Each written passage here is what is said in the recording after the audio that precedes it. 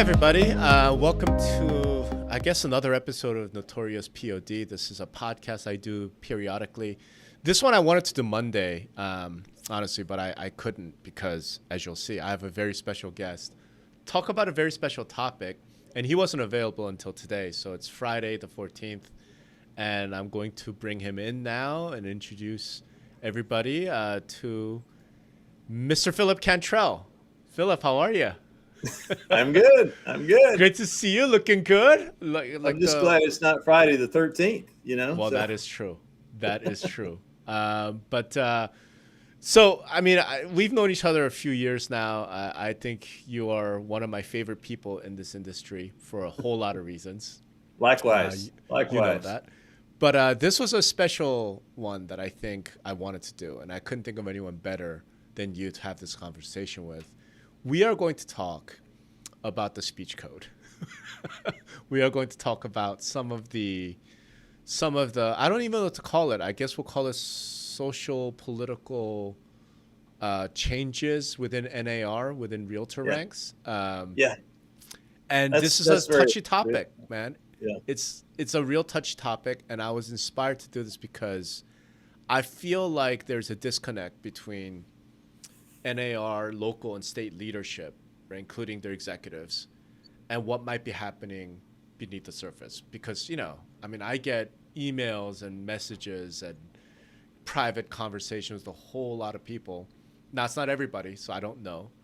So I thought, okay, how do we talk about this? Let me see if Phillip wants to talk about it. And you said you would be, so we're going to have that conversation, man. It's a tough conversation, but I think anyone's going to have it. It's going to be you and me. But before we start, why don't we do a quick bit of intro? Because, probably not everyone knows who you are and how important you are and all of that. So give me a bit of an intro and I'm like everybody. I'm only important in my own mind. Nobody else cares. So. Not entirely true, sir, but okay. Well, I'm Phillip Cantrell. I am the founder and CEO of Benchmark Realty in Middle Tennessee. We have over 1,400 affiliated licensees now and 7 offices. I'm also ownership in a title company, a mortgage company, and all the other good stuff. This is actually a second career for me. Right. I spent 20 years in commercial printing before I got into real estate. But I have now been in real estate 18 years.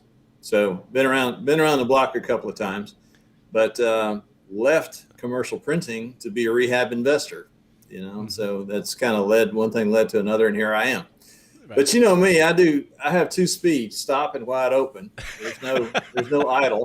So but just to be clear, I mean, you guys are number one in your market and have been for quite a few years, right? I mean, Benchmark, like I said, maybe people outside of Nashville area haven't heard of Benchmark. Right. You guys are kind of one of the dominant firms in Nashville. Yeah, we closed $3.4 billion in real estate last year in 2020, and we are tracking a 52% increase this year. Wow. So nice. Pretty bodacious, and yes, that's a technical term. And you're independent, you're number one. You're beating out all of the big national brands.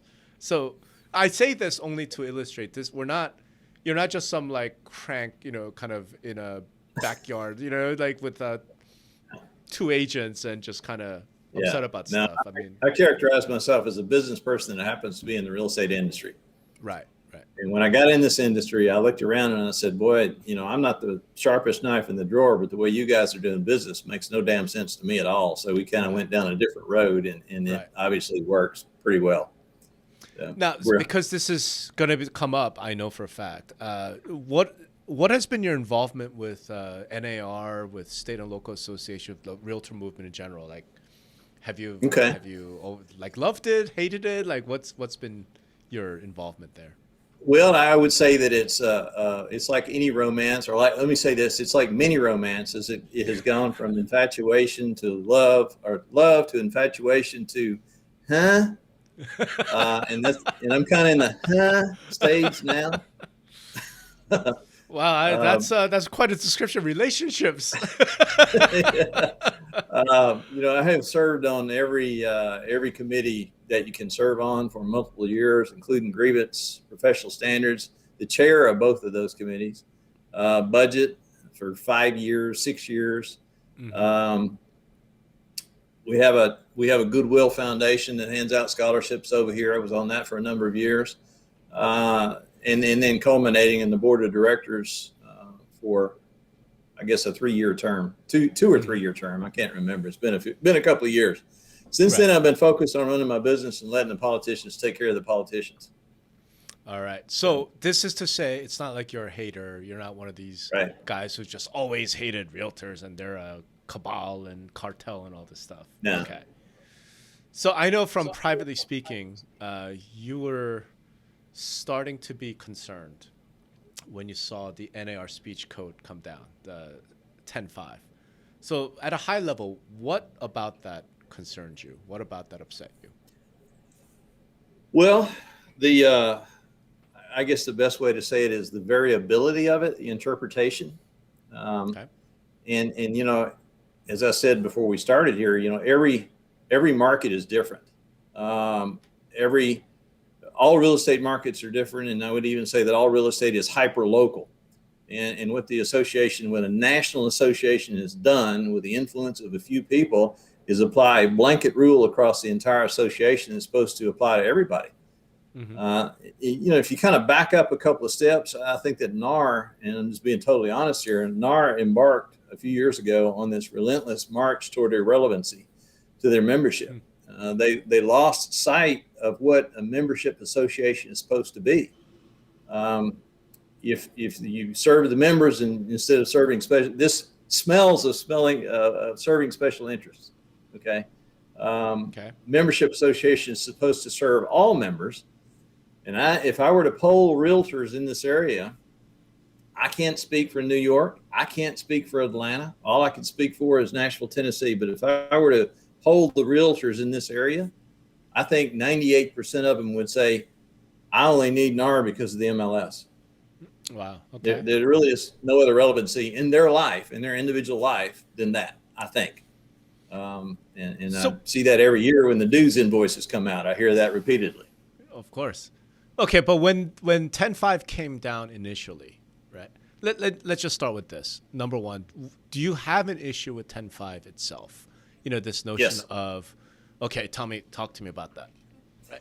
Well, I mean, the definition of harassing speech, the definition of hate speech, the definition of epithets and slurs. I understand what general assumption of those terms mean. I understand what the Webster's dictionary are. I have a master's degree. I can read a friggin' dictionary. I don't need to have that explained to me.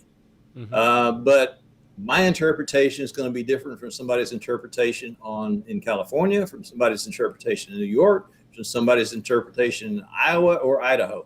It's going to vary, and the blanket rules just don't apply. The main issue I had when it first came out is when I first heard about it, it was before it was going before the board of directors for a vote, and I approached the NAR leadership directly. Mm-hmm. And I said, guys, you guys are opening a Pandora's box here. You don't understand, in the highly charged environment that we have in this country today, you are handing a sledgehammer to those who have a special interest. Mm-hmm. And we all have seen the trolls, the internet trolls, right? We have dealt with them. We haven't dealt with them lately, but we have dealt with them in the past, where one person in a fit of anger or 2 glasses too many of wine will say something to somebody, and then the first thing these trolls do is they swarm. And they swarm not only on the agent, but they also swarm on whoever that person works for. So they're swarming on a company and damaging reputation of a company that's over here doing our best to do business the right way, the best way. And now all of a sudden we're getting attacked, and we're going, what just happened? Right. And this rule hands that tool to those slugs that will do that. And yes, it's a slur. It's a slur for a internet troll right there. Pretty sure that's not a protected category, so I think that's what I'm thinking, but who knows? They'll probably add that in next week, you know. But Phillip, I mean, you know, there are people so some of the defense around, and, you know, I know you've read my post about this. I said, look, I understand the motivation. You know, I really do, because, yeah, it's really not cool, you know, for someone to be going on social media or whatever and dropping the N-word or, you know, I mean, any of the really horrific things. I mean, I don't gather you're trying to defend racism. You're not trying to defend this type of, right? I mean, No. so what's the problem, right? What is the You problem see the for NAR type, to say, listen, what? you see the What's that? typewriter behind me? Yes. My mother used to make a living on that typewriter. Okay. Right. She was a typist, right? I come from the humble beginnings as anybody you'll ever meet. I don't give a rat's behind what the color of your skin is or what your sexual orientation is, but to hand a tool to these slugs, these internet slugs, that is one complaint. The other complaint is, where does it end? Where does it end? So I'm a Christian, and I have in our vision statement that we will abide by Christian principles. Honesty, integrity, strength of character will be our guideposts. That's what our vision statement says. Those vision principles are on all of our conference room walls. Mm-hmm. Somebody who is of a different faith, would they consider that hate speech? Okay. I mean, So, the where's it argument is end? like it would not. But so let's actually pull this up, because this is what kind of made me think we need to have this conversation. This was a Inman article, right? Whoa. And you can see this headline. I mean, what they ruled was that religion is no safe harbor. NAR rules in contrast to hate speech policy. But here's the thing, like when you read through what actually happened, right? So I think it was this right here. So I'm going to try and It zoom was a in. hypothetical, though, actually, wasn't it? I don't think, no, this was real. This actually happened, Okay. right? Okay. So the issue is the realtor's a preacher in a local church, got up on, at the pulpit and preached and said lesbians and homosexuals are murderers according to the scriptures. And someone heard that, and it says right here, somebody sitting in the congregation filed an ethics complaint because that preacher is also a realtor. And NAR essentially ruled, just because your religious beliefs are, that's not a barrier, that's not a protection. You're still not allowed to make this hate speech, epithets, this sort of thing, on the basis of protected category, which sexual preference is one of them. Like, so, I mean, is this okay in your book? I mean, that's not. Well, the guy's not Really? reading his Bible. Yeah, The Bible exactly. doesn't say Right? that I mean, they're murderers. So I mean, if you're going to run your mouth, you need to have your facts in line. right. But I read the Bible every day, and Right. my Bible does not tell me that. Right. I can get into a whole dialogue on what my Bible tells me about that, but I won't do that because I'm being Right. recorded. Right. But So it's. there's an Are you issue okay there. with this? Okay, they suddenly took professional standard, what was it, number 29, and they changed it. They said that you're supposed to be professional acting in a real estate transaction when there's monetary stuff involved, and all of a sudden Right. they changed it that it involves every aspect of your life. Now, I get it's a private organization, and they're not covered under freedom of speech. First article, Article 1. I get that, okay? It is a private organization, but come on, man. I'm having a private conversation with my wife and somebody overhears me, and you're going to tell me you can pull me up on charges? Now, this particular example they used was absolutely egregious. The guy needed to be smacked. I totally get that, right? Sure. If you're going to make a statement, make sure that it's a true statement, a factual statement. That was what he said was not a factual statement. Right. But if he hadn't made a factual statement, would it still be considered harassing and hate speech? That's really the question, and that's where it goes too far, my feeling. Okay. So I guess one of the things I'm most concerned about with this is what the message this sends to conservative realtors like you, right? So what message does it send to conservative realtors like you? Paint me in a corner. That's okay. I kind of touched that at the beginning that NAR has embarked upon this march, seemingly relentless march toward irrelevancy. Look, if you want to get the idiots out of our industry, raise the dues to $3,000 a year. Mm-hmm. You'd do it tomorrow. You would more than increase the revenue in what they have now in realtor dues, and you would get rid of all the riffraff. So if the professional attitude and practices is really what you're after, do that.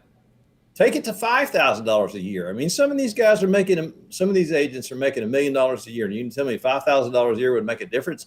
They would willingly pay it if they knew they could get rid of all the junk in our industry.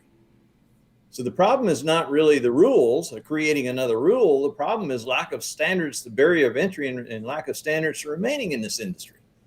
But what this says to me is that NAR is completely unwilling to do that. Okay. I have personally brought increased standards to our state association to raise the level, the barrier to entry, to raise the barriers remaining in the industry. I have put the proposals on the table in the Government Affairs Committee 3 times, and it's been killed in committee 3 times. Mm-hmm. And it's all about the dues money. Let's be honest. It's all about the dues money. So, okay, let's address the dues money. Raise the dues to $3,000 to $5,000 a year. And then suddenly you're not going to have idiots who don't know how to read and can't string a sentence together out here practicing real estate. You're going to have professionals like they do in the legal industry, like they do in the medical profession. Are there still outliers in those professions? Sure. But for the vast majority, it's just not as easy as it is in ours. So I think that was one area. And, if they really want to do something to help their members, why don't we have healthcare? Why don't we have affordable healthcare as an industry? Mm-hmm. And we're worried about flood insurance, but we're not worried about healthcare for our members.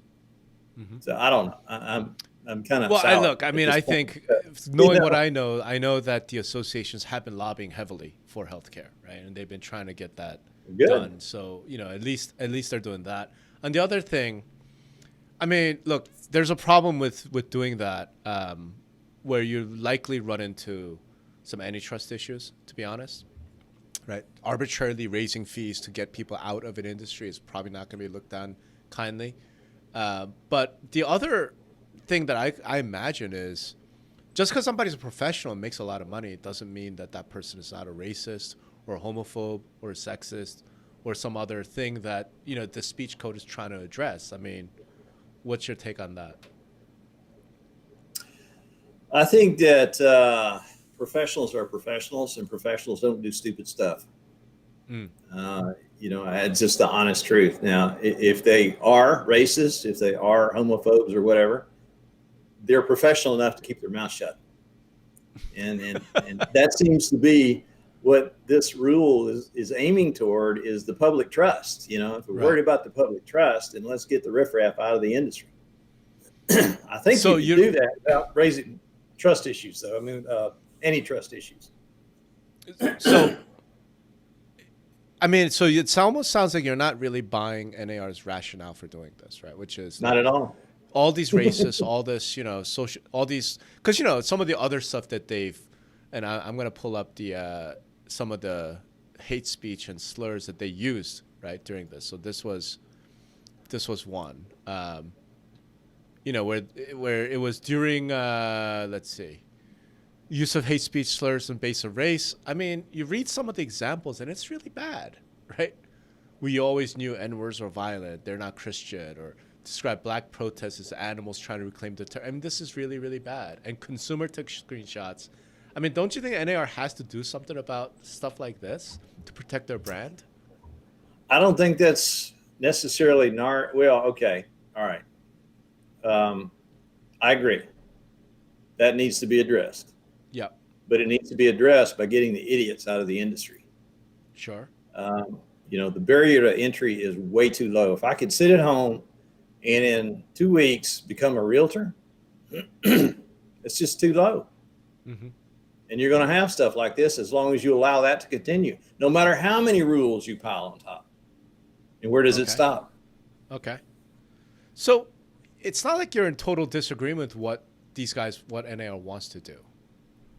Look, I'm a white guy that grew up in the South, and I had a African-American, I don't call her a maid, but I'll call her a help around the house, okay? Yeah. Classic Southern household. Yeah. And I'm probably the least racist person you'll ever meet. Yeah. And I think anyone of a professional level has risen above the past, and we don't have to keep churning it up. Why do we keep worrying about this stuff? We just move past it and move on. Right. But again, that's my experience. But we have a national association trying to cover the whole situation from soup to nuts with a blanket rule. And I just don't think that works. Especially when they're already in the view of most of their members, irrelevant. It just kind of adds on to the mess. So I've spoken to a couple of executives, like AEs and CEOs from, I guess we'll call them sort of more conservative areas of the country, right? So they're not just New York and San Francisco. They're not just Right. Austin. And what they've told me so far is, look, I mean, I just haven't heard anything about this. My members have not raised an issue. They're just fine with it. And a big part of the rationale is they're saying, listen, maybe people in San Francisco and Austin will rule on this differently, but we here, right, we're more rational. We're not going to apply this to, a preacher just speaking, quoting the Bible, as that was one of the examples of, we're just not going to do that. So relax, don't worry about it. And what they've told me is they're just not seeing any sort of groundswell of opposition or any sort of protest from the realtor ranks. I mean, if that's I think that just speaks to the irrelevancy of NAR at this point in most realtors' minds. It's like, yeah, okay, NAR passed another rule. So what? Who gives a shit? Pardon my frankness, So do you think I can people tell just you ignoring this definitively rule? I can tell you definitively that's how they view clear cooperation. Oh, wow. Okay. Another one. I mean, another it's controversial rule. Yeah, it's like, we don't care. We're over here doing business. The rest of it doesn't matter. And those who are serious about business don't care about this kind of stuff. But my concern is what it does is it puts a bona fide tool in the hands of the haters, and a bona fide tool in the hands of those who have an agenda, who want to manipulate groups and organizations and to mold them into their own image. And it's just unnecessary from that standpoint. So. Okay. But assuming that happens, right? I mean, to your point, if NAR is irrelevant, do conservative realtors even care? Or do they just say... They're going to care when they get their MLS privileges taken away from them. Okay, that's a good point. So is the answer here that... I guess I'm trying to find a happy medium. Like what makes this no longer controversial, I guess is the question, right? Because on the one hand, you have... It needs to go away. That's how you fix it. Just take it away. But if you don't take it away... You cannot continue to encroach in people's private lives. Now, granted, private lives bleed over in what we do, but we are not realtors 24 hours a day, 7 days a week. There is no profession on the face of this planet that should be held to the standard that they have to operate that same way 24 hours a day, except perhaps a minister. We're not ministers. Except for the example of the minister realtor who just got brought up on, and that became... he was an idiot. Right? He wasn't reading his Bible anyway, so... Yeah, but, I don't know. I guess I'm trying to figure out, like, if it doesn't go away. Because here's the thing. People on the other side feel just really strongly about it as well, right? Yeah. What they're saying is, like, we shouldn't tolerate this. We're tolerating racism. We're tolerating discrimination. We're tolerating hate. And we shouldn't do that. So raise the dues. Raise the dues. Get rid of them. You won't have to worry about it. It's a simple fix. It's not a simple fix, right? Why? I don't understand. Because there could be wonderful, good young realtors who don't have the business yet, right? What are they supposed to do? And you don't think that a senior member or a mentor or a apprenticeship program would substitute for that and get them up to speed to where they actually could make a living in this industry? Well, maybe they could, but who's paying the $3,000, $5,000 a year dues in the meantime? Look at the appraisal industry; they do it. Do they? Is it $5,000 a year? It's not 5,000, but it's a lot heftier than real estate. Yeah. And there is an apprenticeship requirement for 2 years. But I thought that was from state law, not from the association. It could be. I don't know. Yeah. But here in Tennessee, it's a 2-year apprenticeship. Yeah. And we don't have any appraisers that I know of blasting all over social media about race. No, but that's the other thing. So if it's just somebody sort of wealthy realtor, like, fine, here's $5,000, here's $5,000, but I'm going to blast all over social media. We want to get rid of them too, don't we? I mean, none of us want that. I mean, that's a bad look for us. Yeah. So my point is that if you have a mentor willing to bring on a junior agent, that would be the process of gaining entry into our industry instead of just every Tom, Dick, and Harry passing a test at home in their underwear and signing up for the board and being a realtor. Yeah. You've got then a standard progression of professionalism that would eliminate. I can't guarantee it would eliminate 100% of it, but I feel pretty good that it will eliminate all of it in this area. All right. because there's not much of it anyway. So But, let me ask you this. you know, I'm at the heart, I'm a libertarian, right? So I just resent the heck out of anybody telling me what to do. I've always been that way. Sure. My That's why we mother get used along. to say, You know. yeah, well, exactly. So I'm child number 2 from my mother, and I've heard my mother say to people in my presence that if she'd had me first, she wouldn't have had a second one. That's a true I don't know. story. Here's the thing, though. I mean, speaking as the older child, I mean, we older folks tend to be more rule followers. So if you were first, you might not be as libertarian. You know. Maybe.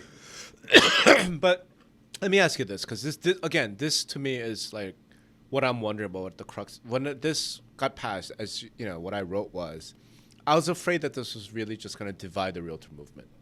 Yeah. Right.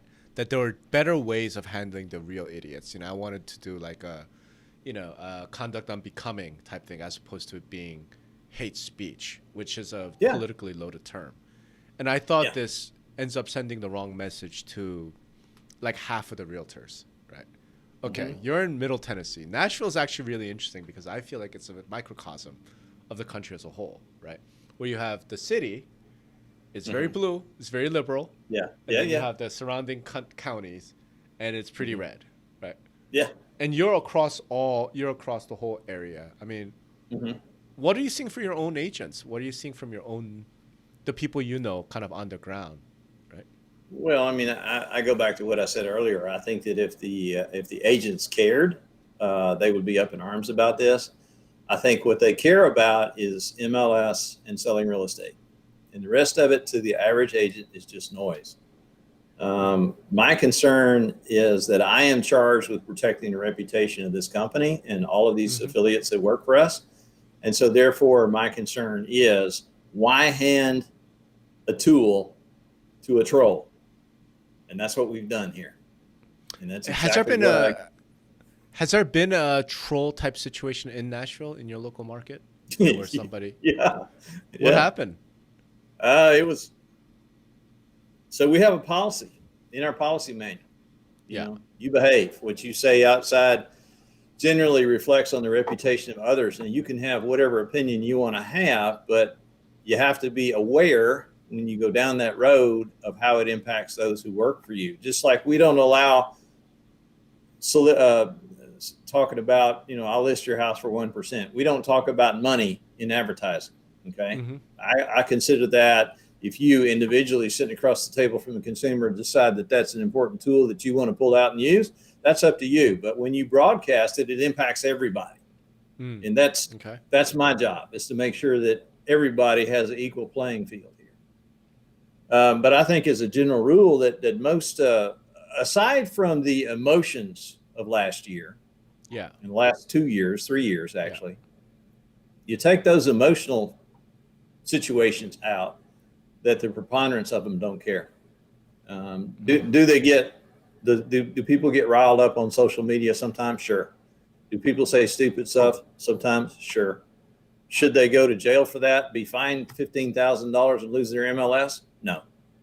I think that is the corporate level responsibility to ensure that that happens. But again, it's too stinking easy to get in this business. It's too easy to be a broker. It's too easy to run a company in this business. So I don't know what the fix is, but I think honestly, if this march continues of clear cooperation and 10-5 and all the other stuff that NAR is doing, I think it's going to force the hand of many brokers to where they begin to look for an alternative to the MLS, so that they don't have, they can have their own policies, and they don't have to adhere to national policies that are irrelevant and a hindrance to their business. So you're talking about separations, right? Separate the MLS from the association. Right. And your thought is, if that were to happen, most of the agents, whether they're red or blue, liberal, conservative, whatever, just would not care about 10-5, 10-9, any of these policies. They just want to sell real estate. They just want to sell real estate. They just want to serve their clients and serve their consumer as best they can with a good and honest heart. And the rest of it is just window dressing and noise. All right. Woo! How do you really feel? I stopped. I'm stopping now. So, I mean, you've already talked to the leadership, as you had mentioned, right? I mean, do you think they would change their mind? Like, what would it take for, I guess, even your local leadership to say, you know what, this is maybe we need to reform, we need to modify this? Well, it would take a groundswell movement. But let me kind of explain our situation here in Middle Tennessee. We were actually one of the first regional MLSs in the country. So if you look at the state of Tennessee, at my end is the state of Tennessee. Middle Tennessee obviously is the middle part, and that is our MLS. Yeah. Okay, so it's Realtracks, right? Yes, Realtracks. Yeah. It's about a 50 county area, 45 county area in Tennessee, and now they begin to expand in the border counties as well. So that came about because there were 7 different realtor associations in the greater Nashville area, and each of them had their own MLS. So I think it was back in the 80s, they decided to aggregate their data, their listings, become Realtracks, or form Realtracks as a corporation to aggregate their listings. And it became one of the first realtor MLSs in the country. Well, all of these 7 associations still own Realtracks. Mm-hmm. Okay, so all of them get a dividend check every year according to the percentage of ownership they have. And that ownership was determined by the number of listings they contributed on day one, and then, as a percentage of the total. And having served on the board, I can tell you that most of these associations are living off or surviving off of that dividend check. Right. They don't really do anything else. I mean, why do we have 7 associations in the greater Nashville area when one could do fine? Really, we only need one state association could do it all, I would think. At least one for each of the 3 grand divisions. Maybe a regional situation, but you certainly don't need 7 in a population of 2 million people. Mm-hmm. And, it's just kind of ridiculous. So to talk to that, and unfortunately, as a brokerage owner, I have affiliates in all of those locations and all those areas. So I have to belong to all of them. And that's, for me, I'm already paying $5,000 a year in realtor dues. Right. So the point is then to try to get the ear of any of the local associations, it's not going to happen. And yeah, also it's volunteer leadership. So, they're 1 year and done. Right. And moving on out. So you've got that on the local basis, and the state association is a little bit better, but they have distinctly taken a back seat to the local associations. A couple of years ago, they had an education director who was really doing a good job of trying to steer the education. In fact, my director of broker operations, who's now deceased, John Giffen, you met him. Yep. He actually wrote great guy. Yeah. He wrote the core course for the whole state of Tennessee. I mean, right. He wrote the education, and they were really pushing this, and they were trying to move it forward. And it's just kind of fizzled but it's individual personality driven, I guess I would say. Who's ever on first that day is the one that drives the personality. So how do you deal as a business owner who's in it for the long haul? How do I get my arms around that? And it's kind of one of those things that is very frustrating for somebody like me. So I know you said repeal it, raise dues to 5,000. Let's assume that's not going to happen. I started at 3, but we went to 5 pretty quick. You said 5. I mean, you brought it up to 5. Oh, okay, 3 to 5. Let's assume neither of those things are going to happen. What reform, if any, would you want to see so that this whole system would be acceptable to you? Well, I'm 100% in favor of privatizing the MLS and the heck with NAR. I mean, I'm just done. I'm over it. I'm over people who don't have any idea what it's like to run a business in Tennessee, trying to control the running of a business in Tennessee. So, I mean, that's kind of where I start, and I have to back up and say, okay, is that realistic? I would really rather NAR just listen when people from my area speak, right? Instead of just saying, oh, well, you don't know what you're talking about. When this thing first came up, when I first heard about it, I sent an email, and I included Bob Goldberg in the email. Mm-hmm. And it's 4:00 on the 14th, and I'm still waiting for his reply. And that was November of last year. Did anyone respond to you, to that email? To your email? That the chairman of the committee did, and it was Matt Defanis. Yeah. Okay. Yeah. He responded. We had an extensive. I'll characterize it as an extensive email discourse. All right. So I mean, if I'm NAR, I could say we did listen. We just don't agree, right? Well, this was 2 days before it was going before the committee. I mean, that's the thing about it. Nothing was said to the membership, and they said, "Oh, it was on the hub. It was in this committee. It was in that committee. Right. If you wanted to be involved, you could have gotten involved." Yeah. Yeah, but it's just not necessary. That's my whole point. It's just not necessary. Okay, so let me try and wrap up with this. Again, assuming that, the MLS is not going to get privatized, right? They're not going to raise dues to $3,000. That's a big assumption. Those are both big assumptions, but okay. No, I'm just saying, like right now, today, right? Because mid-year is still happening, or it just happened, right? So the next opportunity will be in November. So I guess my question is, what, if anything, would you like to see NAR do in November? Like, if somebody is watching this and saying, you know what, I want to, I'm caring, right? I want to hear what Phillip has to say. Like, what almost compromise measure would you want to see? Would you suggest in order to sort of lower the temperature on this issue? Get rid of it. It's not relevant. Right. It's just get rid of clear cooperation. Get rid of this one, and start talking to your larger brokers. Pick up the phone and call them. You know that as large as we are, there is one association president that has ever visited my office. And you belong to how many? 7. And the state association and the national association. Is it just you, or what about the other large brokers in your area? They're not visiting anybody. Huh. They're completely out of touch. They're making decisions in a vacuum.